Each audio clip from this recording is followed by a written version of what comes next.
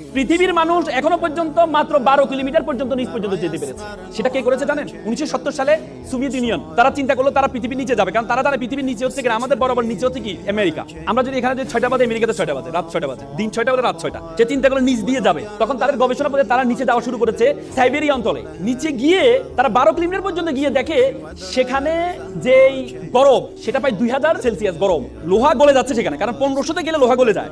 আপনি দেখেন সূর্য আমাদেরকে গরম দেয়, আমরা 40, 50, 60 সেলসিয়াস গরম পাই আমরা। সূর্য আমাদের গরম দেয়, কিন্তু মাটির নিচে কিভাবে গরম হয়? পরবর্তীতে আর যেতে পারে নাই। সেই গবেষণা প্রতিষ্ঠানের প্রধান ছিলেন ডক্টর এসবক। তিনি বলেন, আমি যখন যেতে পারছি না, তখন আমি একটা মাইক্রোফোন পাঠিয়েছিলাম সাউন্ড নেওয়ার জন্য, ভিতরে কি সাউন্ড হয়। বিলিভ অর নট, তিনি একজন খ্রিস্টান।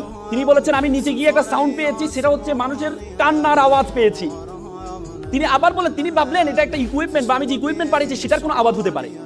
তিনি আবার পাঠালেন, পরে দেখলেন এটা কোনো একজন দুজন মানুষের আওয়াজ না, এটা হচ্ছে হাজার হাজার মানুষের কান্নার আওয়াজ, এবং সেই আওয়াজগুলো বেশিরভাগ আওয়াজ হচ্ছে মহিলাদের আওয়াজ।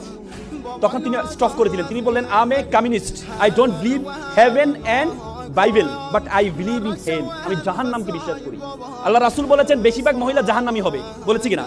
এবং আমরা জান্নাতের ইল্লিন আর সিজ্জিন, ইল্লিন হচ্ছে যেখানে আমরা মৃত্যুবরণ করার পরে আমাদের বডিটাকে, আমাদের রূহটাকে ইল্লিনে নেওয়া হয়। ইল্লিন বলতে হচ্ছে আল্লাহ তাআলার আরশের নিচে রাখা হয় সিদরাতুল মুনতাহার পরে। আর সিজ্জিন বলা হয়, সিজ্জিন হচ্ছে জাহান্নামের টুকরা, যেটা হচ্ছে জাহান্নামের সর্বশেষ জায়গাটা সিজ্জিন।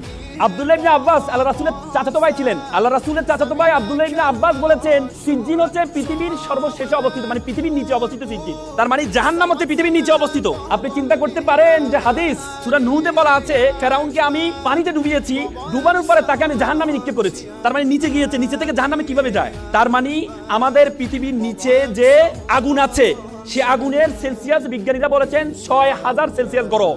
তার মানে ডক্টর এসবক যে সাউন্ডটা পেয়েছেন, সে সাউন্ডটা কিসের সাউন্ড? জাহান্নামের সাউন্ড।